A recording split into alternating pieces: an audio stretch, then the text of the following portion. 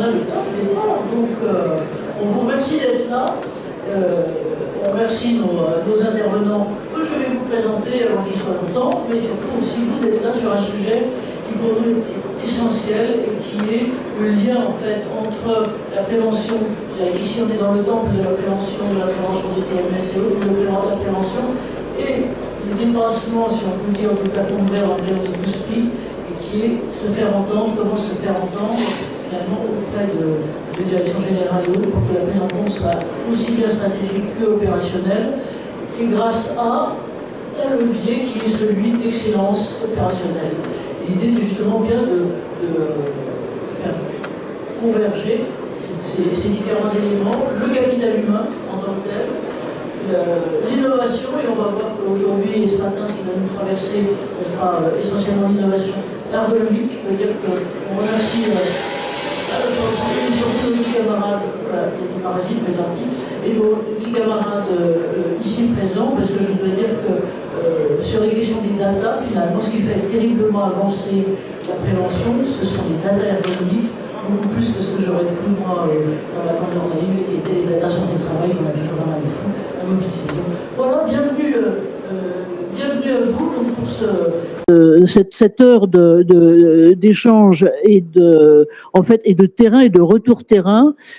Nous, on est le Cercle Entreprise et Santé. On remercie Préventica de nous accueillir ici. Le Cercle existe depuis presque une vingtaine d'années globalement maintenant, et avec comme axe essentiel d'éclairer pour nos membres, mais aussi plus largement, l'évolution de la relation au travail, au spectre de la santé, j'allais dire de la santé dans tous ses états, et pas la santé saucissonnée et uniquement santé-travail, mais globalement la santé globale. Voilà, nous voilà aujourd'hui, et ce thème de l'excellence opérationnelle, je dois dire que je rendrai tout à l'heure à César ce qui est à César. C'est avec Pierre Plantard ici présent qu'en gambergeant il y a plusieurs mois là-dessus et sur ce qu'était l'avenir et les leviers d'avenir, on s'est dit, ah mais c'est bien sûr, c'est la question de l'excellence, le lien avec l'excellence opérationnelle qui est beaucoup plus effectivement conçu et développé en milieu industriel ou en milieu de service industriel, mais peut-être pas tant que ça ailleurs et pas tant que ça dans nos univers que on pourra bouger. Voilà. Et donc on est bien le 17 juin, on est bien dans la salle plénière, on est content d'être là, on salue tous ceux qui sont là en bout de ligne et tous ceux qui nous retrouveront ensuite en replay. Je vais vous présenter, si vous voulez bien, nos partenaires, nos intervenants ici présents. Et vous voyez que dans le titre, j'ai souligné Data Ergo, parce que c'est bien de ça dont il va s'agir, et comment avec les nouveaux moyens tech, et on en verra un plus particulièrement avec Pierre, on arrive justement à pouvoir anticiper, piloter non seulement la prévention, mais je dirais finalement la place du capital humain dans l'excellence opérationnelle et la performance des entreprises. C'est ce vieux lien qu'on essaye tous de faire entre prévention et performance pour ne pas être cantonné à la prévention, c'est encore des coûts, mais c'est encore le facteur humain, c'est vrai, mais c'est pas que ça et c'est plus loin. Voilà. Donc le premier, ce que j'appelle César, même s'il est barbu, alors que César était glabre et couronné de laurier, c'est Pierre Plantard. Alors je vais pas dire que je l'ai connu en barboteuse, mais quand même c'était en gros pas loin. Il était jeune doctorant. Je veux dire qu'on peut le saluer ici parce que je crois que vous êtes maintenant ambassadeur, tu es ambassadeur des doctorants et des doctorats sur la Bretagne, donc on est très très fiers de t'avoir à notre table, et donc autour d'une start-up qui nous dira tout à l'heure d'où, et il vient du sport aussi, et ça c'est tout à fait important pour autour de la recherche en biomécanique, voir comment on peut non seulement être un sprinter mais durer, et la question de la durabilité elle est tout à fait au fond des choses. Voilà pour Pierre. Benjamin qui est au centre là, Benjamin Muller sera on aura deux grands témoins de terrain dans des activités tout à fait diverses. Donc Benjamin, lui, il est d'ailleurs une activité diverse en soi, puisqu'il est l'ergonome, mais l'ergonome sur tous les métiers. Et je crois que vous avez analysé au moins 300 postes, et donc il doit y en avoir encore plus, du groupe Rocher. Le groupe Rocher nous expliquera tout à l'heure ce que c'est. C'est un groupe complètement franco-français, mais c'est quand même plus de 6000 salariés, et avec des métiers qui vont, je dois dire, toutes les femmes connaissent, et les autres, les mecs aussi d'ailleurs, connaissent les produits Yves Rocher, et donc c'est des produits et des activités qui vont depuis la cueillette, donc une partie 13 agro, jusqu'à le final de la distribution, et donc notamment quasiment des instituts de beauté. Alors comme nous on aime au cercle, on aime bien le transversal, ça leur fait un peu dire glups, je vais dire, quand on leur dit ça, mais je trouve que on a à prendre des exemples là, notamment pour un autre univers qui nous intéresse beaucoup. Il y en a peut-être chez vous que parmi vous, c'est l'univers des soins et des soignants, et sur lequel l'intérêt de l'ergonomie est tout à fait important. Donc merci à vous, Benjamin, d'être là. Samia, alors heureusement Samia que vous êtes là, sinon je me sentirais un petit peu toute seule sur scène, mais quelquefois c'est le contraire, mais c'est bien. Donc Samia, nous aussi on se connaît depuis longtemps, et dès lors on est tombé, moi je suis tombée sur vous un jour sur un atelier sur les RPS, et donc vous étiez en train de monter des jeux pédagogiques sur de sensibilisation aux risques psychosociaux et leur anticipation. Mais là maintenant aujourd'hui vous représentez bien sûr ça, mais bien sûr l'ergonome. J'ai oublié de vous dire que tous les deux sont des ergonomes européens, donc on les salue avec toute l'aura, le savoir, et plus que ça, et le savoir pratique qui est globalement derrière. Et Samia représente le groupe, l'énorme groupe logistique. Je crois que c'est 5000 personnes en France, mais 150 000 dans le monde, c'est ça, chez XO Logistics, et pour voir aussi comment donc vous utilisez ces fameuses data et ces fameuses mesures nouvelles ergonomiques là-dessus. Et moi, donc je m'appelle Anne-Marie Lefebvre, donc j'ai monté ce cercle il y a maintenant une vingtaine d'années, mais oui, donc sur carrément sur ces lignes que je vous disais, c'est-à-dire l'avenir de la relation au travail telle qu'elle est en train d'évoluer énormément, et j'allais dire tout statut, parce que on parle toujours de salariés, mais quand on regarde finalement ce qu'est mondialement l'évolution du statut du travail, ça prend, que ce soit triste ou pas, beaucoup d'autres formes, et notamment le travail indépendant. Donc ce serait aussi l'une des questions. Vous êtes des grandes structures, mais comment est-ce qu'on fait pour, j'allais dire, pépiniériser et développer ces bonnes pratiques ailleurs? Voilà, donc voilà merci à vous. Et donc aussi pour vous dire qu'on a choisi ce thème, nous, aujourd'hui, à Préventica, et merci à Préventica encore une fois de nous supporter et nous apporter support là-dessus, qui est celui de l'excellence opérationnelle et du pilotage de la prévention santé-travail. On a ces 2 jours 3 tables rondes. Aujourd'hui, donc, en spectre large, avec des exemples de grandes entreprises. Et là, j'allais dire, c'est un mix de process, de regard de personnes et d'évolution de personnes. Cet après-midi, pour ceux qui auraient envie, on aura notre 25e UX Forum exosquelette. J'allais dire que les exosquelettes, on est tombé dedans il y a plus d'une dizaine d'années. Donc tout ce qui est dispositif d'assistance physique, on sait maintenant, et c'est clair que c'est pas une panacée, mais ça peut énormément aider. Et on regardera cette fois-ci, alors avec, j'allais dire, c'est carrément des exemples inverses, puisque ce sont des TPE qui vont venir témoigner là. Et avant, effectivement, il y a 10 ans, on n'avait que des très grandes structures. Maintenant, ce qu'il y a de bien, c'est que aussi les petits sont intégrés dedans. Et puis jeudi, alors là, jeudi, on aimerait bien si vous pouvez venir aussi, parce que on est cette fois-ci non plus sur un outil, non plus sur un ensemble de process, mais sur un métier, sur des métiers qui sont très méconnus, mal connus, mais aussi méconnus, souvent un peu sous le boisseau, qui sont les métiers de maintenance. Et je dois dire que finalement, quand vous regardez de près les choses, par exemple, ce que sont les grandes infrastructures publiques d'alimentation en eau ou d'alimentation en énergie ou autres, 60%, de 40 à 60% de leurs effectifs sont des opérateurs de maintenance, et finalement, on n'en parle pas, alors que c'est vraiment important. Donc voilà ce qui est notre truc pour aujourd'hui. Donc là, je vous ai dit qui on était, et notre truc, et donc c'est pour ça que on a ce qu'on appelle des UX forums, c'est de mettre en lumière des programmes, des exemples préfigurants. C'est pas une parole descendante, c'est vraiment des exemples. Et notre slogan à nous, c'est le dialogue des terrains et des savoirs. Et donc c'est en gros très exactement à la fois chacun et au total ce que vous êtes là tous les trois. Et notre autre obsession, comme je vous disais là, c'est relier la santé globale au travail et l'excellence opérationnelle, puisque ça c'est aussi un bon levier, en fait un vrai levier pour convaincre les décideurs et de prendre les bonnes décisions. Et avec ces 2 notions qu'on met en avant, donc à la fois le capital humain, qui est enfin, dont on voit, et c'est mondial, vous n'avez qu'à regarder les rapports de l'OIT, mais aussi les rapports de ROGIP ou les rapports français, sur lesquels on est face à des pénuries de compétences et des pénuries un vieillissement de la population, et donc il est tout à fait nécessaire de pouvoir diagnostiquer et prévenir, et donc la prévention devient plus importante que jamais. Je vous ai mis là, et vous les retrouverez, puisqu'on vous les mettra en accès sur le site, le support, ce qu'on considère nous comme les définitions d'excellence opérationnelle, hein, c'est une capacité à délivrer durablement. Et là, la notion de durée est tout à fait importante, à la fois pour ce qu'on disait pour le capital humain qui ne peut pas se changer comme ça, on ne peut pas aller sur un trottoir et dire bah, vous là, vous allez remplacer un tel, c'est pas vrai, ça c'est juste pas possible, et qui mobilise en gros l'ensemble de façon, encore une fois, durable et fluide, avec, pour nous, ce qui est important, les deux fondements que sont le capital humain et les data. Alors, vous allez entendre parler là, et surtout quand on parle d'excellence opérationnelle, de temps en temps, on a chez les préventeurs un peu un recul en se disant, oh là là, ça va être encore des process, et ça va être encore l'horrible ligne qui va arriver par ici. C'est vrai, mais justement, puisque c'est aussi ce qui a permis de faire des gains de productivité, mais c'est aussi ce qui va être traversé maintenant par le capital humain et l'amélioration continue qu'on essaye de faire. Voilà, et avant de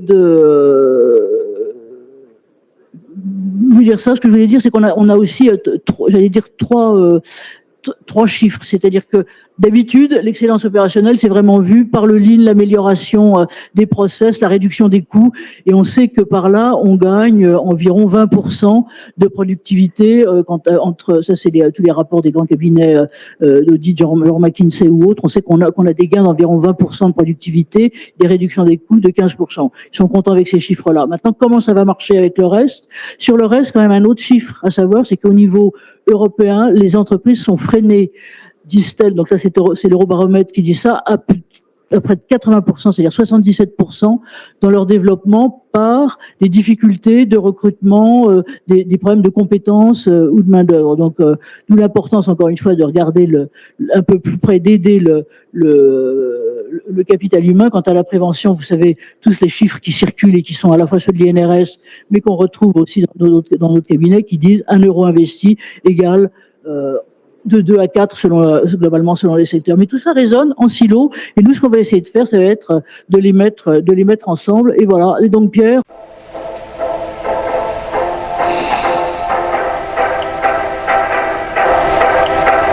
Bien, Pierre, c'est à toi. Et donc, effectivement, nous, on s'est connus. Il faut voilà, un peu machiner le truc, comme dirait l'autre. On s'est connus sur la prévention des TMS, sur le diagnostic et la mesure des TMS, mais finalement, à la fois ce que tu fais et ta vision, c'est bien au-delà. Donc, c'est à toi. Merci beaucoup. Merci à tous, en tout cas, d'être présents. Donc, je vais rapidement vous présenter mon parcours parce que ça va un peu illustrer le contexte de cette table ronde. Donc, moi, j'ai commencé... Ça marche. J'ai commencé donc dans les sciences du sport en STAPS avec donc des problématiques plutôt de sportifs de haut niveau, et je me suis rendu compte que ces sportifs de haut niveau, ils recherchaient l'efficience. Et donc l'efficience, c'est quoi? C'est d'être performant, mais tout en préservant au maximum son corps des blessures et traumatismes, parce que forcément, il y a une notion de durabilité quand on est dans une carrière sportive de haut niveau, avec des contraintes qui sont très fortes, notamment sur le corps. Et ce besoin en fait de pouvoir gérer sa carrière. Et en évoluant dans ma formation initiale, je me suis rendu compte que il y avait des parallèles forts aussi avec le monde du travail, où en gros, pour moi, l'opérateur, c'est le sportif de haut niveau du quotidien, parce qu'il a les mêmes objectifs, c'est d'être performant dans son activité quotidienne de travail, tout en préservant au maximum son corps et sa santé, mais non pas sur quelques compétitions ou sur une petite carrière, mais souvent sur de longues carrières qui en plus sont amenées aussi à s'allonger au fur et à mesure. Donc en gros, moi j'ai bifurqué vers l'ergonomie, et j'ai réalisé une thèse par le biais en fait d'une frustration que j'ai eue lors de mon immersion en fin d'études dans une entreprise, où je me suis rendu compte que j'avais pas d'accessibilité à des données objectives autour du risque, notamment sur le risque physique, et ça me contraignait dans dans l'explicitation auprès du management des risques qui étaient encourus par les opérateurs sur les lignes de production. Et à partir de ce constat-là, en fait, j'ai réalisé une thèse permettant de développer une solution qui sera présentée un peu plus tard par mes collègues, qui permet de pouvoir très simplement mesurer les contraintes inhérentes aux risques, aux facteurs notamment biomécaniques, de façon très simple. Parce qu'en fait, je pars du constat que si une technologie est trop complexe à être mise en place, la réalité opérationnelle reprend le dessus, elle n'est pas utilisée. Donc, l'objectif vraiment de ma recherche a été de développer le meilleur compromis entre une facilité d'usage d'une technologie permettant de recueillir et de collecter de la donnée objective, de la donnée fiable, de la donnée neutre aussi, mais tout en gardant une précision suffisante pour répondre aux problématiques des TMS. Et c'est... Et ça, je t'interromps 30 secondes parce que vraiment, Pierre l'a dit, un truc qui est essentiel et qui est la nécessité d'objectivation. C'est-à-dire que finalement les questions qu'on a, c'est-à-dire que les gens peuvent y aller sur votre conviction. C'est vrai que c'est très bien, c'est important, c'est très important de l'avoir, ou sur des analyses qui sont des analyses finalement qualitatives et individuelles d'ergonomes. Et je ne rentre pas dans les querelles de chapelle qu'il peut y avoir, mais il y a des querelles de chapelle comme dans tous les métiers, hein, globalement là-dessus. Et là, comment objectiver ça et avoir des données qui sont des données objectivables et qui vont être des données d'aide à la décision. Alors ça, c'était ton parcours initial. Et maintenant qu'on rentre dedans, voilà, Ouais.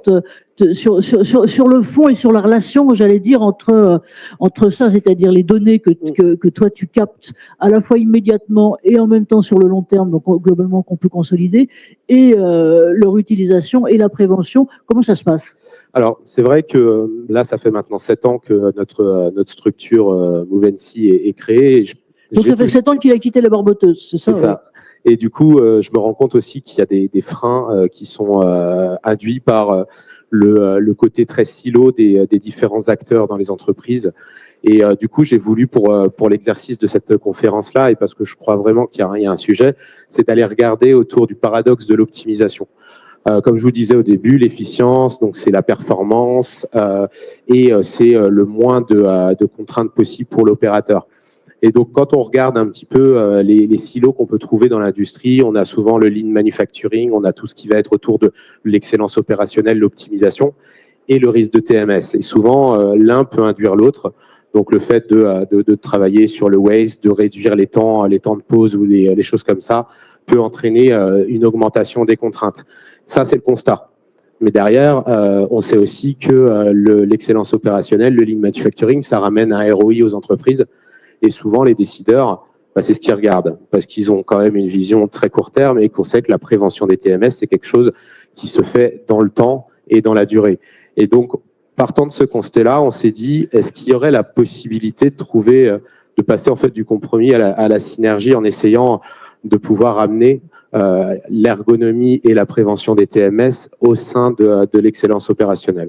Alors, c'est quelque chose de très prospectif. Hein. Nous, à l'heure actuelle, vous allez le voir dans les exemples qui vont suivre avec mes collègues, on fait de la prévention des TMS. Mais on sent qu'on arrive à un plafond de verre où on n'arrive pas à rentrer suffisamment l'ergonomie par le seul silo du HSE. Et si on arrivait, grâce à l'excellence opérationnelle, en fait, à ouvrir les chakras, ce serait quelque chose qui nous permettrait de pouvoir en fait induire et inculquer la culture de la prévention au sein des métiers qui sont à l'heure actuelle trop silotés. Donc l'idée, c'est de se dire, et ça on le sait tous, mais il faut pouvoir le démontrer avec des chiffres, c'est que la performance et la santé et la prévention en santé s'opposent pas et se co-construisent.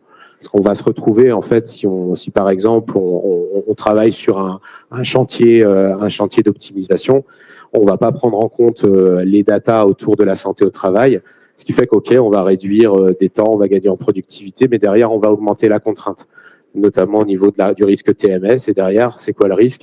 C'est que l'opérateur déclare une maladie professionnelle et en fait, tout le gain qu'on va avoir, il va être du coup annulé. Et l'idée derrière ça, c'est de se dire comment on pourrait croiser les indicateurs.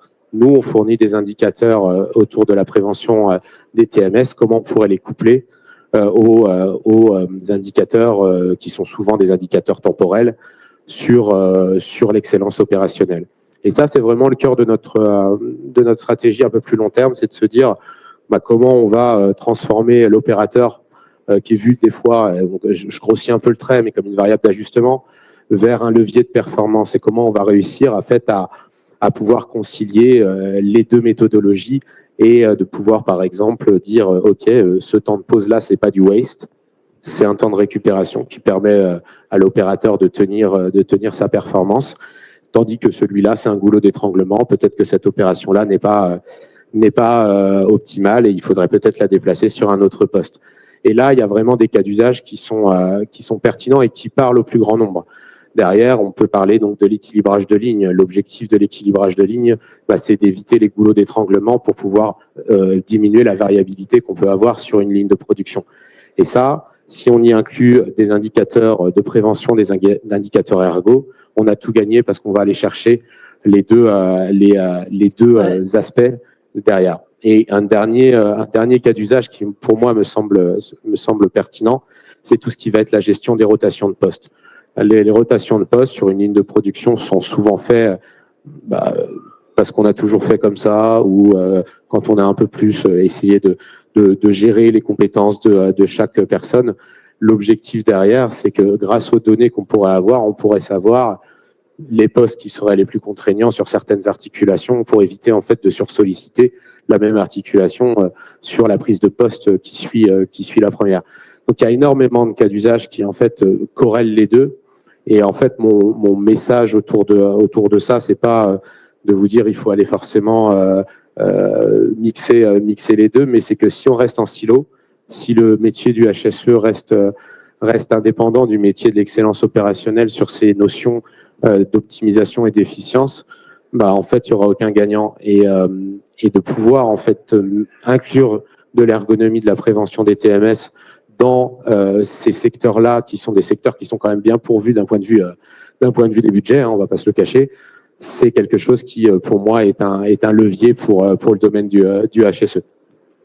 Merci Pierre. Et Pierre est en train de dire là aussi quelque chose, il dit toujours des choses importantes, hein, mais là quelque chose qui est tout à fait important et qui permet, j'allais dire, de réconcilier, enfin qui souhaite, mais qui le fait, de réconcilier ce que sont, il y a un peu l'écartèlement ou j'allais dire la schizophrénie du manager intermédiaire qui d'un côté doit vers le haut fournir des indicateurs qui sont des indicateurs globaux et sur la durée, et qui en même temps a directement des opérateurs à cornaquer et assister. Et là, l'intérêt, c'est que ce type de data sert aux deux choses, c'est-à-dire à la fois des indicateurs de synthèse et des indicateurs de pilotage, et en même temps des indicateurs, on va le voir là tout à l'heure, d'utilisation immédiate et de feedback immédiat pour les opérateurs qui permettent, je dirais finalement, de piloter au plus près du terrain. Et c'est vraiment cette circulation, j'allais dire, entre le stratégique et l'opérationnel que le type de données que vous collectez permet. Voilà, alors on va... Oui. Et ça marche, hein. Juste peut-être un dernier petit exemple. Par exemple, dans certaines entreprises qui utilisent nos solutions, ils vont, lors de la conception des modes opératoires, utiliser la solution pour s'assurer qu'en fait, la construction du mode opératoire n'entraîne pas de sursollicitation au niveau des risques de TMS, ce qui permet d'anticiper le risque dès la construction, dès la phase d'industrialisation de la ligne ou du poste, et derrière, en fait, de pouvoir diminuer cette variabilité, cette contrainte dès la phase de conception. Et ça fonctionne et c'est pas compliqué à mettre en place, il faut juste faire communiquer le service méthode et le service HSE. Merci Pierre. Alors on va garder, je vous propose qu'on conserve sa grille de lecture avec voilà ça le lien opérationnel stratégique, le feedback immédiat, le pilotage et autres, avec les différents exemples qu'on va avoir. Donc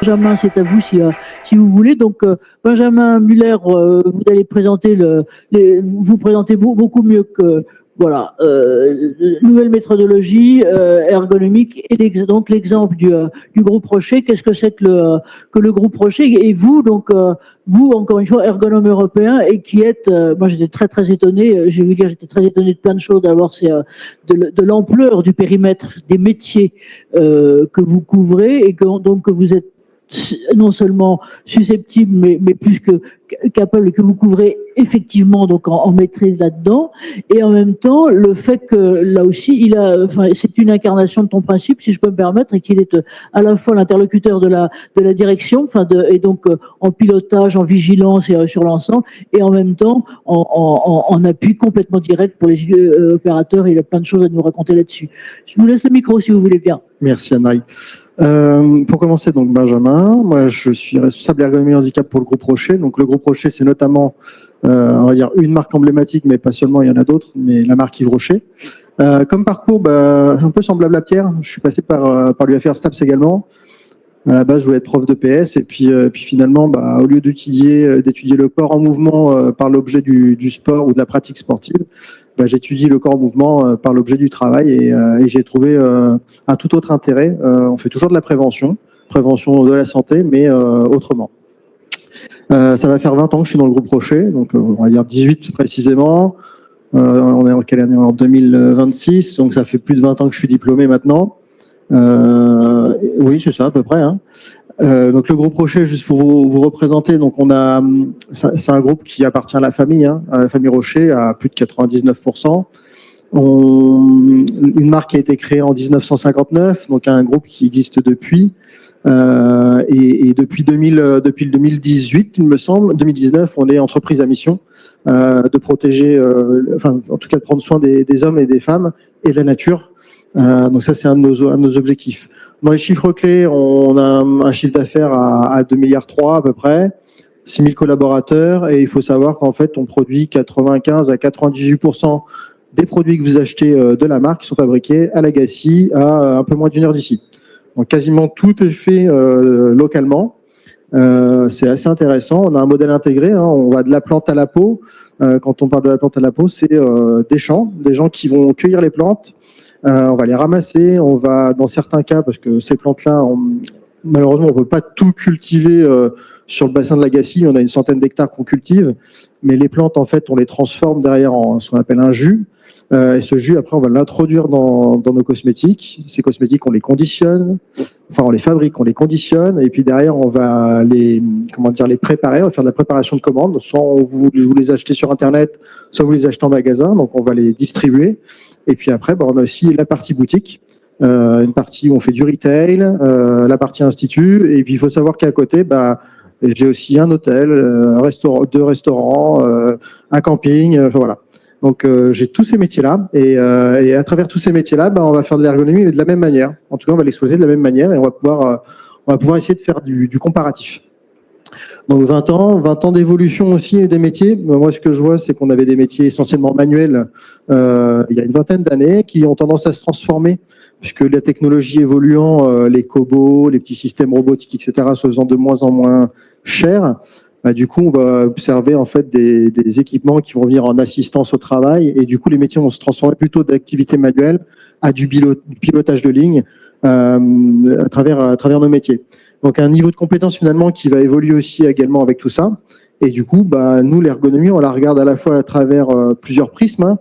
La data, notamment celle qu'on peut retrouver avec Kimea, puisqu'on est utilisateur de Kimea, et avant on avait une autre solution, mais on utilisait de la data également pour pouvoir faire un comparatif. Ces données-là, en fait, on l'utilise aussi sur d'autres critères, notamment sur la charge cognitive, sur les marges de manœuvre, etc. Alors on essaye d'objectiver au maximum notre évaluation. Donc, comme je vous disais, les métiers deviennent de plus en plus complexes et nécessitent donc des niveaux de compétences qui sont plus importants à mobiliser. Derrière, ça aussi nécessite plus d'interaction avec des systèmes, alors les systèmes ou des interfaces, tout dépend de ce que l'on a. Et les technologies aussi qui émergent, et notamment les exosquelettes. Alors, tout le monde entend parler des exosquelettes depuis, nous, ça fait plus d'une dizaine d'années qu'on en teste. En 10 ans, le seul qu'on a mis en place, c'était il y a 3 mois. Voilà. Mais au moins, on a de la data pour pouvoir faire du comparatif. Est-ce que c'est mieux qu'avant, moins bien qu'avant, sur quelle base, sur quelles données? Alors, quand on passe par l'UFR STAPS, en tout cas, le profil qu'on peut avoir, nous, on a été habitué à faire de l'électrocardiogramme, de l'électromyographie, s'appuyer sur des données biomécaniques assez importantes, ce qui ne fait pas tout du métier d'ergonome, c'est qu'une partie. Mais en tout cas, c'est des éléments, nous, qui nous sont utiles dans la performance. Et je rejoins assez Pierre là-dessus. c'est qu'effectivement, le métier d'ergonome, il est à l'interface du lean et de la santé, parce qu'en fait, l'ergonomie, c'est à la fois un axe performance, mais un axe santé également. Et l'idée, c'est de pas faire l'un au détriment de l'autre. On essaye de faire, soit on essaye de faire plus performant sans dégrader l'état de santé, soit on essaye d'améliorer l'état de santé sans dégrader la performance. Mais ce qui fait, juste pour vous interrompre 30 secondes, ce qui fait que le métier d'ergonome et votre regard d'ergonome a dû aussi complètement changer et de technique et de type d'approche en 20 ans. Il évolue effectivement, il évolue avec les technologies qui évoluent également, hein. On sort en fait des appareils de mesure qui étaient avant dans des labos, qui étaient plutôt dans des labos soit universitaires ou dans le domaine médical, dans les hôpitaux. Et les technologies évoluant, on se permet en fait maintenant d'avoir des dynamomètres, de faire de l'EMG, donc de l'électromyographie, de l'ECG si on a besoin, de la goniométrie, j'allais dire entre guillemets, notamment ce que propose Chimera. En tout cas, voilà, on a de la motion capture, ce qui est assez facile et qui nous fait gagner du temps aussi dans notre métier. Et notre métier, c'est à la fois de l'ergonomie de correction, c'est-à-dire que il y a 20 ans, quand on me demandait de venir, c'était plutôt pour améliorer des postes de travail ou des situations au regard d'une population qui pouvait être lésée avec un état de santé qui pouvait être un peu en déclin. Aujourd'hui, ce métier-là, cette activité-là, c'était plutôt 80% quand j'ai commencé, et puis 20% de conception. Aujourd'hui, la tendance s'est inversée. On est plutôt sur 80% de conception et 20% à peu près de maintien dans l'emploi. C'est-à-dire que le métier, il s'est transformé, et pour se transformer, on s'est accompagné de technologies, que ce soit ces technologies sur la motion capture, mais aussi de la réalité virtuelle, la 3D, etc. J'ai une question sur la dernière ligne, oui. Tu reviendras après sur ce que tu appelles l'ergonomie organisationnelle, qui est oui. Dire le stade d'après, ou peut-être aussi Samia. Ça revient un peu à ce que évoquait Pierre, c'est à la fois qu'on accompagne les transformations qu'on peut avoir dans le groupe, mais aussi accompagner donc les différentes organisations, et notamment cette optimisation de ressources. Parce qu'on a des gens avec des restrictions médicales qui peuvent pas faire toutes les activités, il va falloir les faire tourner sur différents postes. Sauf que quand en fait on a un point dur, quelqu'un qui s'est cassé une jambe ou on peut pas le faire tourner, la rotation devient compliquée. C'est un peu comme une équipe de foot, hein, quand on est sur les jeux vidéo, on a une proposition de l'attaquant, du défenseur, du milieu de terrain, etc. En fait, moi, ce que j'attends de demain, j'allais pas dire de Pierre, mais presque, c'est de me proposer une solution en me disant, tiens, la personne, elle a déjà elle a acquis une charge physique ou une charge liée à sa santé, son état de santé, dans sa journée ou dans sa semaine. C'est demain, propose-moi une rotation différente, compte tenu de tous les éléments objectivables que je t'ai amenés dans le système, il y a tant de ports de charge, tant de gestes, tant de déplacements. Propose-moi une autre rotation pour que la personne elle puisse se soulager, mobiliser ses articulations différemment. Et là, je vous arrête encore 30 secondes, pardon, parce que je passe mon temps à vous piquer le micro, mais tout ce que vous soulignez tous les deux sur les rotations, sur la polyvalence, sur les rotations des postes, d'autres, c'est quelque chose dont je découvre que ça croît de plus en plus et dans beaucoup de secteurs. Demain, ce qu'on verra, si vous êtes avec nous demain sur la maintenance, ils ont là pour le coup une conception des GRH complètement fondée là-dessus. Je suis par terre de la qualité d'évolution de ce côté-là. Donc, on est très fiers de vous. Mais effectivement, en fait, la polyvalence, en fait, on parle de polyvalence, pour moi, on parle d'employabilité. C'est comment je peux amener des personnes à pouvoir travailler sur différents métiers. Et c'est à la fois de l'employabilité, j'allais dire, physique, physiologique, mais aussi des capacités, des compétences. Donc, il y a la matrice des compétences pour ceux qui connaissent plutôt le domaine RH, mais demain, il faudra arriver sur une matrice ergonomique qui va pouvoir nous donner finalement une compatibilité à la fois sur les compétences et à la fois sur l'aptitude physique à pouvoir tenir un poste. Ce qu'ailleurs on appelle, pardon, parce que moi j'aime bien la perspective de ce côté-là, on est vraiment sur les capacités, c'est-à-dire qu'on est sur des capacités d'adaptation partout, en termes de compétences, j'allais dire de compétences professionnelles ou de compétences intellectuelles, mais idem en termes de capacités physiques et de durabilité, encore une fois. Complètement. Ouais. Alors moi, ce que j'ai bien aimé ce que j'aime bien dans l'approche que j'ai, en tout cas, c'est comme ça que je la fais, donc c'est pour ça que je la pratique. J'utilise la data comme un élément d'objectivation. Ce qu'on parlait tout à l'heure d'objectivation, en fait, c'est souvent j'ai des collaborateurs, en tout cas des élus, des choses comme ça, qui me font tiens, ce poste-là, il est plus dur que celui-là. Je dis ok, regarde quoi. Pourquoi tu peux juger qu'il est plus dur? Parce que comparer un poste de fabrication où on va manipuler 2 à 3 tonnes de matières premières sur 2 heures. A contrario, moi j'ai des postes aussi de conditionnement et je vais avoir la fabrication sont plutôt des hommes, au conditionnement sont plutôt des femmes, mais quand on vous dit qu'on conditionne à peu près 2000 produits à l'heure qui font 200-300 grammes et qu'au final à la fin de la journée elles auront manipulé 7 tonnes, on compare quoi? On compare pas la même chose. Par contre, on essaie d'objectiver pour leur amener d'autres éléments. Tout comme j'ai de la préparation de commande, la préparation de commande, j'ai pas une charge physique énorme, par contre j'ai une charge cognitive qui est multipliée par 10. Et du coup, moi je me suis basé donc sur de la data, j'ai une évaluation qui se fait sur 8 critères. La partie, on va dire, biomécanique. Alors, si vous devez faire une photo, c'est effectivement celle sur les 8 critères, hein, pardon. Oui. Je guide, hein, mais parce que c'est génial son système. On va voir les contraintes posturales. Donc, ce qu'on connaît, à la base, on a commencé à s'équiper avec de la data. Enfin, moi, j'ai essayé, mais le seul moment où j'ai réussi à convaincre, c'était au moment de la pénibilité. Les critères de pénibilité qui sont sortis au niveau de la législation, et il y avait les contraintes posturales. Bon, comment on pouvait évaluer les contraintes posturales de manière objective? Avec d'un outil de mesure. Donc c'est comme ça que j'ai réussi à justifier l'achat de l'équipement. Et derrière, j'ai complété à partir à la fois des exigences, j'allais dire réglementaires, et puis nous, de l'usage que l'on fait. Donc on a les contraintes posturales, on va retrouver tout ce qui touche aux efforts physiques, la manutention, les déplacements, la répétitivité gestuelle, les marges de manœuvre, les contraintes cognitives, et puis derrière, tout ce qui va toucher aussi à la partie environnement de travail, donc bruit, lumière, température, etc. Et on essaye toujours d'avoir de quoi mesurer un appareil, un sonomètre, un luxmètre, un dynamomètre. J'ai de l'EMG pour pouvoir mesurer les efforts, etc., etc. Donc tout ça, ça permet de pouvoir faire un type comparatif. d'équipement qui permet d'objectiver la mesure, et ce qui est vraiment l'essentiel après pour Après, on peut s'en passer, hein, tout dépend de l'usage qu'on fait. Si demain je devais travailler dans un Cap emploi, par exemple, je fais du maintien dans l'emploi, la mesure, elle m'est pas vraiment utile. Moi, je suis en entreprise. En entreprise, on a des objectifs de prévention. Et pour ça, faut classer les risques. Et les risques les plus élevés, il faut les identifier à un moment donné. Et là, avec ça, en fait, on arrive à le faire. Et ces éléments-là, cette cartographie que moi, je fais sur d'un peu plus de 300 postes, derrière, elle sert aussi au service prévention pour le DURP. D'accord? Il s'alimente de ça, parce que c'est plus précis. Il s'alimente de ma cartographie pour pouvoir avancer.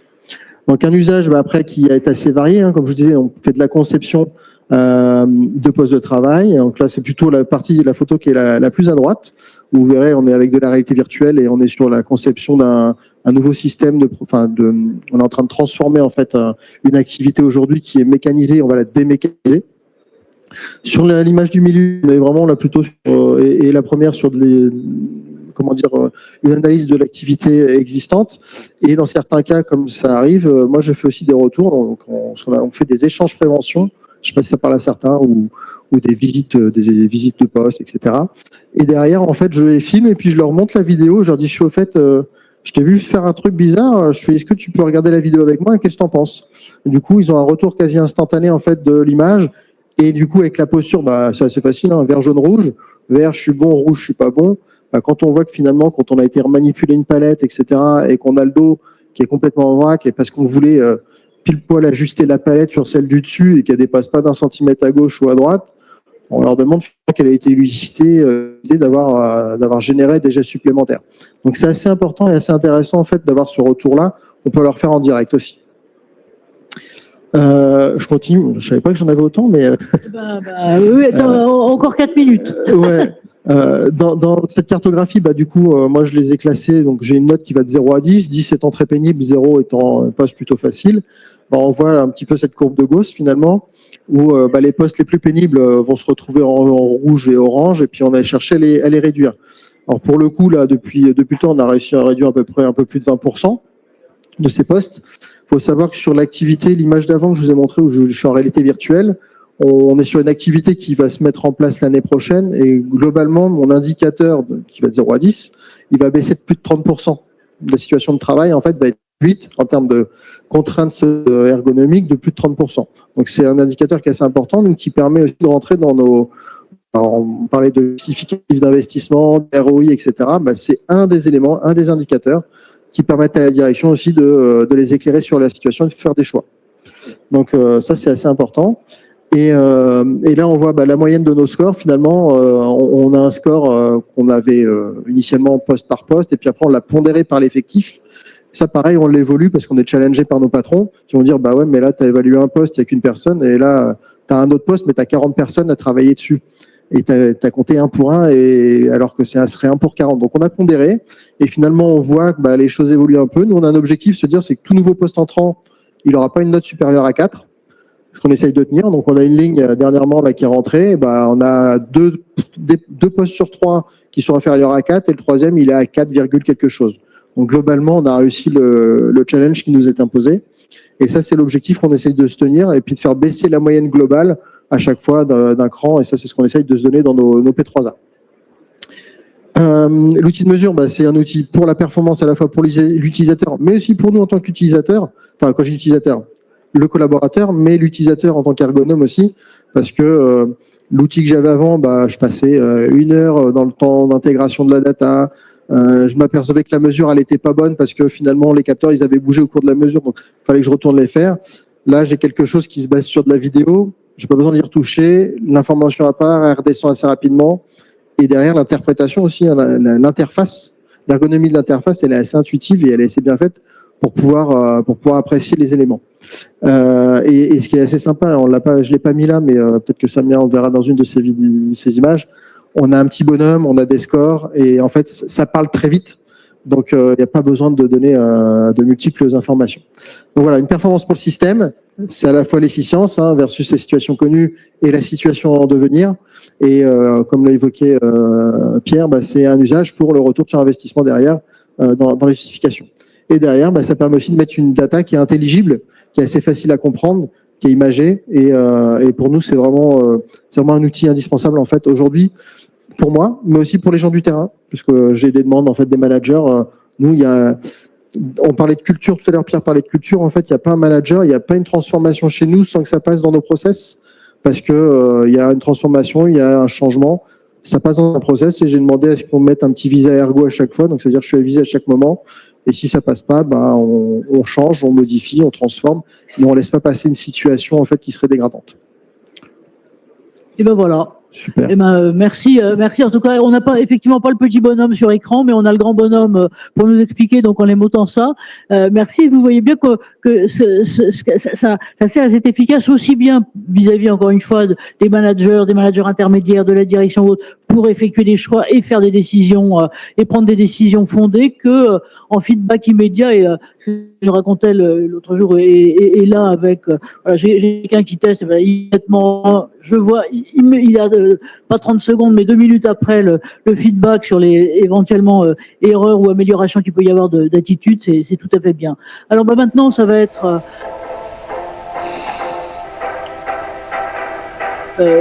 Samia, Samia Bellaritrin, vous aussi ergonome européen, et nous raconter tout ça. Et puis oui, moi je vous ai connu d'abord beaucoup sous l'angle, j'allais dire, et de la charge cognitive et de la charge psychosociale, mais ergonome, c'est pas seulement ça, c'est aussi toutes les questions et les questions physiques. Donc à vous, vous avez la tapette et vous avez tout. Et j'ai quelques visuels pour vous et à vous de prendre. Merci Anne-Marie. Donc, je travaille dans la logistique. C'est un secteur qui n'est pas forcément très connu du grand public. Vous, sans doute, que vous connaissez mieux et vous avez une meilleure image de ce qu'on fait en logistique. Quand on fait ses courses, avant que les produits n'arrivent dans votre panier ou dans votre caddie, ils ont été entreposés, préparés. Alors, quand je dis course, c'est du carrelage, mais ça peut être du shampoing, du savon, du chocolat. Donc effectivement, c'est un monde un peu particulier parce que c'est un monde qu'on ne connaît pas forcément très bien. Et c'est un monde qui est absolument, très complexe parce que accidentogène. C'est ce sont des métiers qui sont particulièrement pénibles, difficiles en tout cas. Pénible, c'est fort, mais quand même. Donc effectivement, on a des préparateurs de commandes chez GXO, des préparateurs de commandes, des caristes, des gens qui vont descendre des palettes. On a des gens qui vont charger ou décharger des camions, réceptionner des marchandises. On a des manutentionnaires qui vont travailler dans des conteneurs, les conteneurs maritimes qui arrivent de parfois très très loin. Et ils vont décharger ces conteneurs pour qu'effectivement ces produits à terme arrivent dans vos assiettes ou dans votre maison. Donc voilà, la logistique, c'est un secteur... Donc les millions de produits qui transitent chez nous, et qui arrivent dans nos placards et autres quelque part, et avant toute leur transformation, ils ont dû être transportés. GXO, vous les voyez aussi quand on est sur la route, si je peux me permettre, la marque visible de ce côté-là, mais il y a toute une partie très invisible. Peut-être que certains connaissent mieux XPO Logistique, qui était la marque, qui est toujours la marque, mais plutôt dédiée au transport. GXO, c'est plutôt la marque logistique. avant encore Norbert d'Entresangles, pour ceux qui connaissent. Moi, je suis donc responsable ergonomie, qualité de vie au travail et handicap pour ce groupe et pour la France, notamment. Donc 65 sites en France, 65 entrepôts, et puis évidemment les problématiques, en tout cas que j'évoquais, avec en tête la réduction de l'accidentologie, la réduction des troubles musculo-squelettiques et des maladies professionnelles. Cet outil a un peu transformé mon activité, parce que là, vous voyez, alors ça bouge pas, j'avais mis des vidéos, mais effectivement, c'est pas grave, les images sont peut-être un peu suffisantes. Mon activité avant, c'était de passer un peu de temps quand même à essayer de représenter l'activité, de la comprendre, de représenter le travail comme je le pouvais, avec du papier, du crayon, du temps, beaucoup de temps, à essayer de coter les postes, de comprendre la répartition de la tâche, de la charge. Et finalement, mon métier s'est un peu transformé quand... alors, j'ai cherché pas mal de solutions avant Kimea. J'avais essayé des vêtements connectés pour essayer de faire en sorte que les opérateurs portent une veste, un pantalon, et que ça puisse me permettre de capter des informations. J'avais essayé la motion capture. Enfin voilà, j'avais essayé quand même pas mal de choses avant de trouver et de rencontrer la solution Kimea.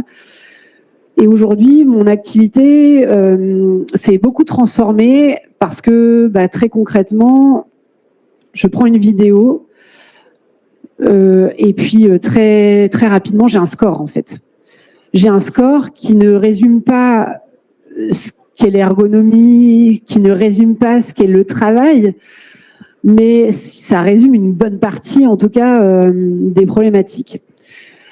Et tout l'enjeu de mon propos, au-delà de tout ça, c'est d'expliquer qu'effectivement, non seulement l'outil me fait gagner énormément de temps, mais il rend visible ce qui était invisible jusque-là, ou en tout cas ce qui était une science un peu obscure de l'ergonome. On ne savait pas trop ce qu'il faisait, mais il nous sortait tout un tas de graphiques, tout un tas de calculs.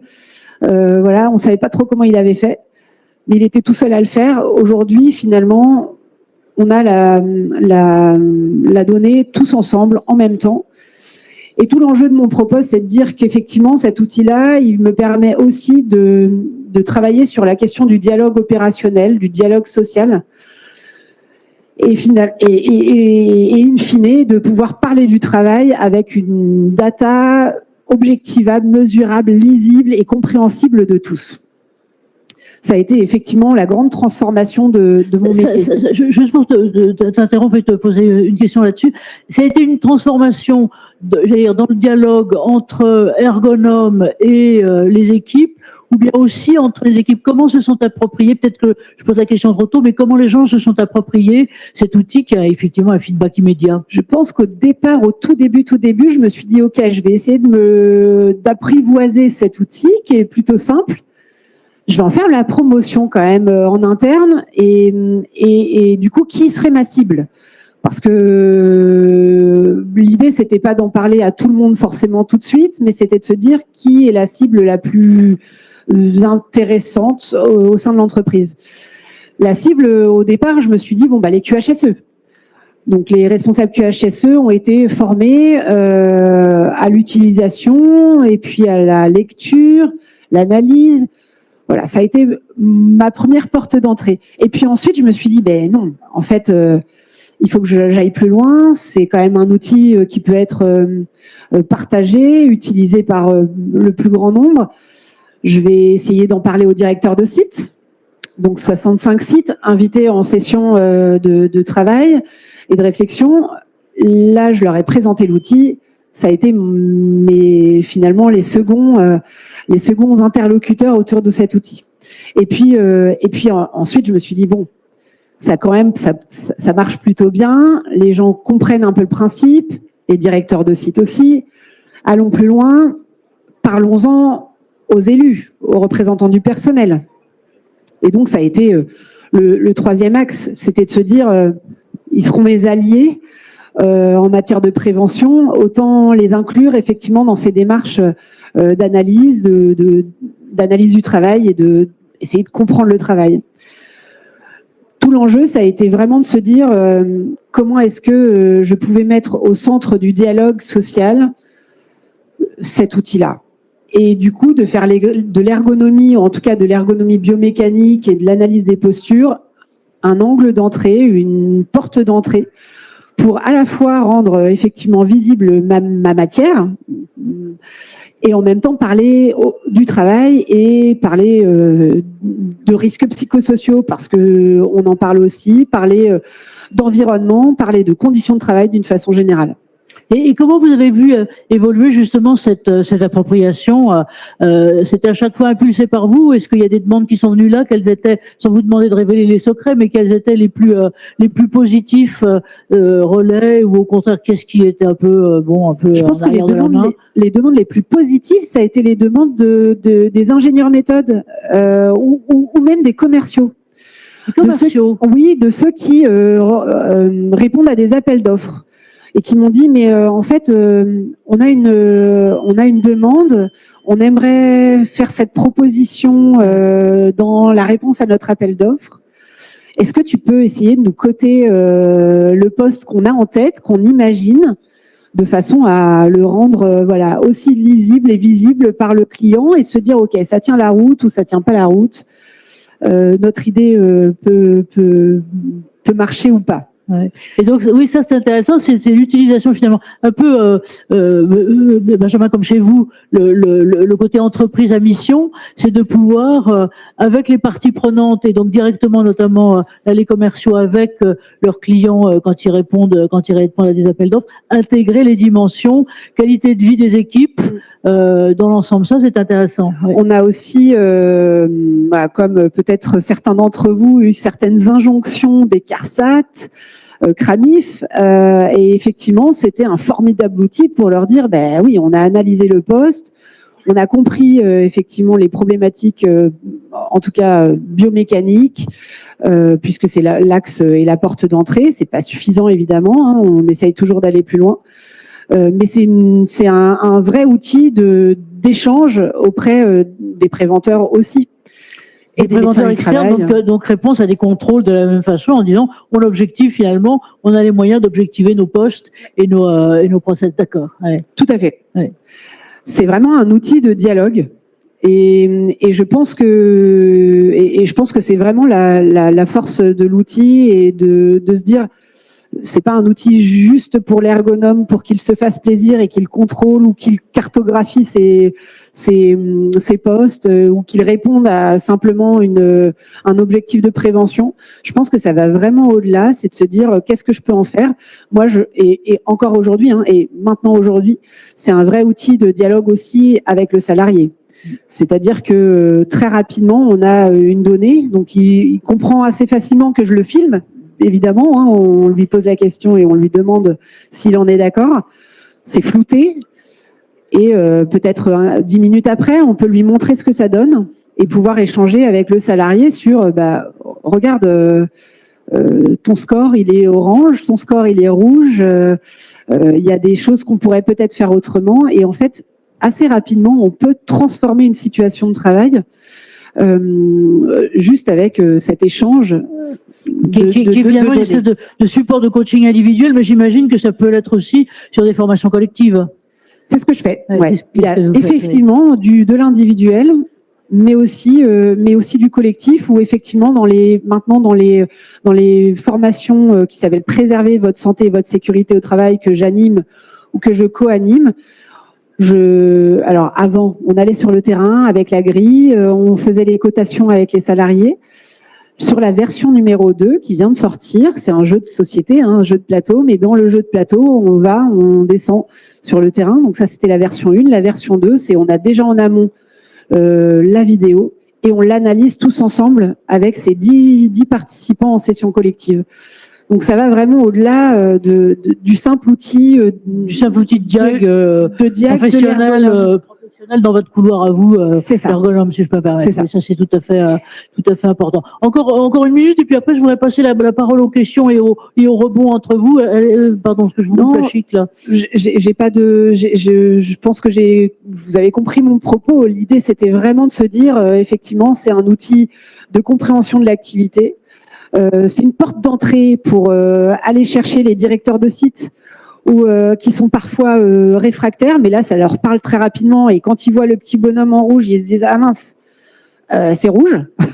C'est assez facile de comprendre que quand c'est rouge, c'est que ça va pas. Oui, c'est pas ça. Et assez aussi facile de comprendre que y a des transformations possibles rapidement. Assez rapidement, ouais. Ok, merci Samia. Avant de repasser le micro à Pierre qui a écouté tout ça et pour voir aussi quelles sont les évolutions, quelles questions vous auriez? Moi j'en ai tout un tas, mais je ne vais pas... voilà, madame, vous, il faut parler assez proche du micro si vous voulez bien. Bonjour Corinne, c'est passionnant et très intéressant. Maintenant, au niveau de l'accessibilité à cet outil, est-ce que c'est possible pour des petites entreprises? Parce que là, on a deux grands groupes. On ne va pas dire qu'ils sont gros parce qu'ils sont minces, mais... Non, vous n'êtes pas gros. L'entreprise est imposante, mais... Moi, je me suis posé cette question-là aussi. Je me suis posé cette question-là et puis en interne, on m'a dit, mais c'est quoi ton ROI? Donc, ton retour sur investissement si on achète ça? Et là, je leur ai dit, mais je vais gagner énormément de temps et je vais pouvoir me consacrer à d'autres choses. Donc finalement, franchement, c'est pas si énorme que ça. Ouais. Moi, je lis deux questions dans ce que vous dites. Une, peut-être, Pierre, tu peux répondre là aussi. Et l'autre qui est, parce que j'ai exactement la même question avec, par exemple, pardon de revenir toujours sur mes chéris exosquelettes, mais là, l'un de mes intervenants demain me dit, madame, si vous pouvez plaider pour moi, parce que moi, je suis auto-entrepreneur, je suis gérant de mon propre truc, et c'est dégueulasse. Alors, il me l'a pas dit comme ça, mais moi, je le dis comme ça parce que je trouve que c'est vrai. C'est dégueulasse parce que si on a des salariés, on a droit à des aides. Si on est auto-entrepreneur, que dalle. Alors, pardon, mais moi, j'ai vu ça aussi dans d'autres univers avec, par exemple, les infirmières. Et oui, parce qu'on travaille pas mal sur le monde des soignants et sur les infirmières libérales et les pauvres filles, ce sont généralement des filles. Effectivement, pas d'appui de ce côté-là. Donc, on va aller faire des manifs, mais il faut Pierre, à toi, pardon. Oui, peut-être pour répondre à cette question, en fait, ça va dépendre vraiment de la structuration interne de l'entreprise. Est-ce qu'il y a quelqu'un qui est dédié à ces missions-là ou pas? C'est vrai que pour les petites structures, on peut accompagner aussi les petites structures dans leur démarche de prévention au lieu de les équiper si on sait que elles n'ont pas les capacités humaines pour utiliser l'outil, parce que derrière chaque outil il y a des utilisateurs et il faut pouvoir en avoir pour pouvoir aussi pérenniser la démarche. Ouais. Pardon, merci. Pour situer, je suis en train de créer mon entreprise pour aider les toutes petites entreprises qui n'ont pas justement de personnes dédiées. Donc moi je suis QHSE, RSE, etc. Mais c'est faire des interventions ponctuelles pour les aider, pas s'installer à domicile.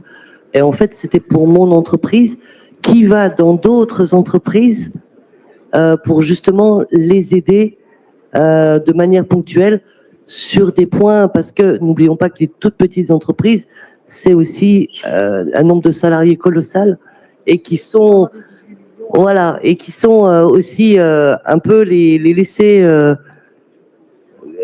pour compte, si je puis dire, comme les auto-entrepreneurs, etc. Voilà, donc c'est ma démarche en fait. Tout à fait. On a des cabinets d'ergonomie de 1-2 personnes qui utilisent nos solutions dans leurs prestations ergonomiques. Donc c'est vrai que voilà, ça dépend en fait du besoin, mais oui, c'est totalement cohérent. Et vu que c'est qu'une technologie numérique, il n'y a pas d'investissement lourd au départ avec du matériel ou autre. Donc c'est tout l'intérêt aussi de ce type de solution. Mais l'intérêt, effectivement, c'est que c'est un matériel léger, d'un certain côté, léger, qui est utilisable relativement aisément, mais sur le fond et sur le besoin de pousser ce que tu citais tout à l'heure, les CARSAT, CRAMIF et autres ANAC qui pourraient aussi être poussés là-dedans et les inciter à, il faudrait peut-être qu'un jour on les mette dans un bocal et qu'on les pousse un peu. Ouais. Benjamin. Je vais juste rebondir, effectivement, c'est léger, et moi j'utilise la version light. donc juste avec le smartphone, enfin, entre guillemets, j'ai pas la caméra déportée, etc. Et la version avant d'avoir Kimea, j'étais avec une grosse valise qui pesait quelques kilos et quelques milliers d'euros aussi, enfin même dizaines de milliers d'euros. Là, on est sur quelque chose de quand même, chez beau être une grosse entreprise, en tout cas une entreprise importante, on fait attention parce que sinon, en fait, si on amène un truc qui va être excessif, bah, notre employeur va pas forcément nous dire oui. Et effectivement, on gagne énormément de temps. Donc moi, maintenant, j'ai plus qu'un smartphone. Hein. Enfin, au-delà de mes autres équipements, mais je m'évite de me trimballer avec 3 à 4 valises. Oui, effectivement. Ce que je répète ce qu'Adam a dit. L'ergonomie est importante pour tout le monde, mais c'est aussi important pour l'ergonome de faire attention à lui. Hein.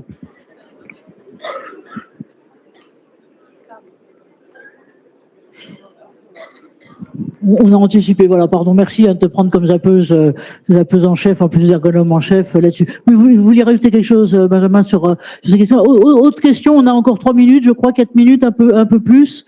Et puis, voilà, j'arrive. Désolée, je ne saute pas de l'estrade parce que je pourrais tomber. Merci. Merci. Bonjour, Margot. J'avais une question. C'est comme vous avez des retours sur l'utilisation de cet outil, est-ce que vous savez un peu dans quel secteur d'activité c'est le plus utilisé, et notamment si vous aviez des retours sur le secteur de la santé, voilà, sur les soignants? Question très importante. Alors, il faut en revenir non pas en deuxième semaine, mais dans le préventica suivant, parce que nous, on se centre sur soignants médico-social en octobre. Pierre. Alors oui, totalement. Donc, la solution, elle est utilisée dans différents secteurs. On passe de l'aéronautique à l'agroalimentaire, mais on travaille également avec les aides à domicile, les ADMR. Par exemple, l'ADMR 64, qui est un client à nous depuis de longue date et qui l'utilise plutôt sur de la sensibilisation. On en parlait de pouvoir en fait avoir un visuel qui est très important. On travaille avec des CHU également, avec tous les services ergo des CHU. Donc la santé malheureusement aussi est très sinistralisée au niveau des TMS. Donc c'est un réel enjeu et oui, la solution s'adapte parfaitement aux différents secteurs qu'on peut trouver.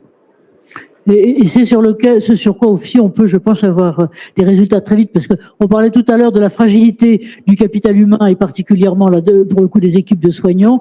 On sait que ce sont des métiers qui sont difficiles, taux de féminisation très important, quelquefois pas toujours un suivi globalement même de santé personnelle qu'il faut, mais ça c'est une autre question, et dont le problème va croître, parce que tu parlais de la DMR là, dans tout ce qui est les aides à domicile, qui sont encore un point particulier. On sait qu'on a des moyennes d'âge qui sont c'est très féminins, qui sont supérieures à 49 ans, et donc quand il y a à soulever les malades et autres, il y a effectivement des actions à faire, à anticiper, à prévenir. Merci de la question, elle est tout à fait importante. Autre question? Non, oui, vous avez tout à fait le droit, vous avez le micro, vous sautez dessus. Mon autre question, c'était par rapport au schéma qu'on voyait. C'est vraiment sur le haut du corps, mais il n'y a pas d'indicateur sur les jambes. C'est ce que j'ai vu au schéma, mais je ne sais pas si ça s'adapte à votre utilisation peut-être. Alors en fait, ça dépend des normes qu'on utilise. Donc sur la solution, il y a différentes normes. Donc là, sur les illustrations, c'était plutôt du RULA, donc Upper Limb Assessment, mais on a aussi le Entire Body qui s'adapte plus au domaine médical, donc qui prend en compte l'ensemble du corps. Merci beaucoup. Merci à vous. Alors, on est sur le final, une question encore, sinon je vous demanderai peut-être à chacun votre phrase viatique, c'est-à-dire voilà, sur la question globale des intégration des data, intégration de l'innovation et côté ergonomique, pour aller vers une compréhension, encore une fois, vers les deux, c'est-à-dire à la fois vers l'opérateur ou l'opératrice et vers la direction. Qu'est-ce qu'il faut retenir? Samia, puisque vous avez le micro, à vous. La phrase peut-être de fin, conclusion, pour moi, c'est effectivement un outil qui permet de comprendre le travail, de le transformer, mais ça permet aussi d'aller au-delà et de transformer aussi le dialogue social en interne. Oui, ce que vous disiez, le message fort, c'est le dialogue avec les interlocuteurs, ceux qui peuvent être réticents, par exemple sur site, on n'a pas dit que particulièrement, mais peut-être que, écoutez, ma vieille cocotte, j'aurais d'autres choses plus sérieuses, enfin, je sais pas si vous appelez cocotte, mais ça peut arriver encore. Et de la même façon, pour objectiver l'exemple que donnait tout à l'heure Benjamin sur les ateliers de femmes. Alors d'abord, c'est des ateliers de bonnes femmes, et puis en plus, c'est des petits poids, si on peut dire, qu'elles manipulent, mais au bout de la journée, ça fait combien par rapport aux autres? Ça, je crois qu'effectivement, c'est tout à fait important. Benjamin, de votre côté? J'aurais conclu en disant bon appétit, mais avant ça, non, c'est surtout rendre accessible l'information. Samuel l'évoquait tout à l'heure, rendre visible ce qui est invisible, donc rendre accessible, compréhensible, intelligible à tout le monde, parce que c'est vrai que des fois c'est un métier, on nous dit qu'on est des experts, etc., mais en fait, oui et non, à un moment donné, cette partie-là peut être, mais finalement, elle n'est pas si experte que ça. C'est juste que quand on sait utiliser les bons outils, après, on comprend facilement. Nous, le plus dur, c'est de rendre finalement intelligible l'information pour qu'elle soit facilement compréhensible. Une fois que c'est fait, les gens, après, vous avez très bien compris, vert, jaune, rouge, les petits bonhommes, etc. Bon, bah, avant, c'était plus compliqué de mettre ça en lumière. Maintenant, c'est hyper simple et la technologie nous aide aussi à ça pour évoluer vers ça. C'est accessible, intelligible, applicable et dialogable, ce que vous soulignez. Et Pierre, de ton côté, alors, j'aimerais te pousser aussi sur une pente savonneuse qui est celle de la conception. C'est-à-dire, oui. C'est bien sur l'existant, mais sur l'avenir. Non, mais déjà, complètement d'accord. Je pense qu'il y a l'implication de l'ensemble des parties prenantes et notamment des collaborateurs, parce que les technologies permettent de rendre visibles des contraintes et de mettre en mots. Et donc de créer du dialogue social, et je trouve que ça c'est une très grosse force de pouvoir aussi objectiver et chiffrer pour pouvoir convaincre et sortir surtout des silos du tout HSE et du que HSE pour pouvoir aussi aller regarder au niveau de la conception, au niveau de l'industrialisation, parce qu'il y a des vrais leviers de performance et des leviers aussi pour convaincre au sein des entreprises qui permettent de déjà gagner en efficacité, de prouver encore plus, tout en préservant le capital humain et ce qui est le plus important dans une entreprise pérenne. Et pour moi, il faut réussir à marcher sur ces deux jambes-là, et on voit que de plus en plus de méthodes arrivent aussi par le biais de sponsors en ergonomie aussi dans les entreprises à aller vers la mise en place de critères ergonomiques dans les conceptions et autres.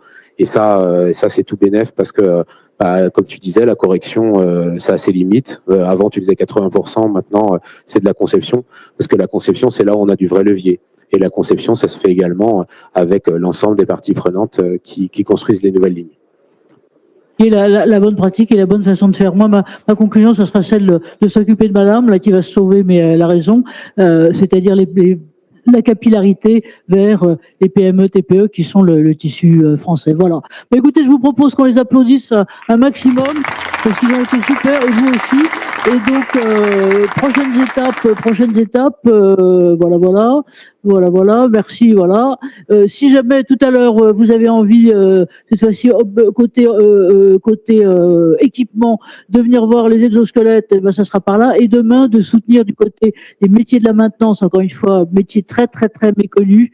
Vous êtes les bienvenus aussi. Et pratiquement, grâce à Jean-Loup et puis aussi, on aura la semaine prochaine. Donc, si vous avez badgé, on vous enverra tout ça, à la fois le replay, et puis on s'efforcera de faire un compte rendu et de rester en relation avec vous, et aussi toutes les questions que vous voulez nous poser, ça nourrit, comme celle de madame par exemple, celui d'octobre, je sais pas si ça sera le 7, 8 ou le 9, mais ça sera très certainement là-dessus. Donc vous êtes de corvée de bonheur pour ces dates-là. Merci à vous tous nous avoir suivis. Bon truc et bonne suite de salon. À bientôt.